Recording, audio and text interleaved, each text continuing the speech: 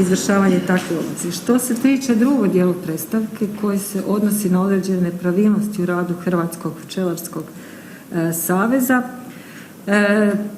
nepravilnosti koje mogu i ne moraju biti nezakonitosti, ali jesu nepravilnosti što se tiče isplate potpora, su napravljene u, čini mi se, 2012. ili 2013. godine.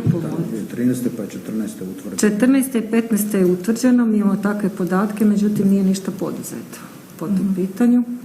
2017. godine Agencija za plaćanje poljoprivrede i ribarstvo poduzela ono što je trebala poduzeti vezano za povratom preplaćenih sredstava, odnosno za povratom sredstava koji su se odnosila na porez na dodanu vrijednost u vrijednosti otprilike 2.800.000 kuna.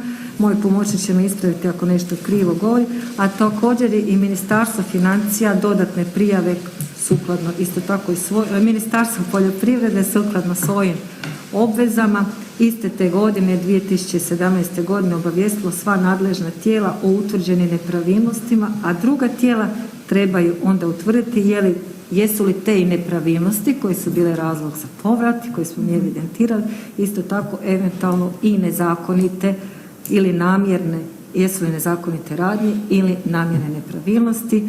Ja sam osobno tada kao državna tajnica potpisala sve ove dopise prema nadležnim tijelima vezano za izvještavanje utvrđenim nepravilnostima i povrate.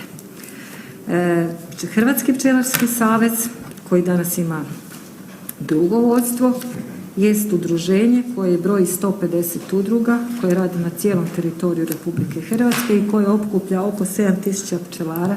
Mi nemamo nikakvog razloga zbog utvrđene nepravilnosti oduzeti Hrvatskom pčelarskom savezu ono što radi, zašto nam podnosi uredna izvješća, kao u bilo kojem drugom poslu. Naša je zadaća, ako utvrdimo nepravilnosti, izvršiti povrat i prijaviti te nepravilnosti drugim tijelima.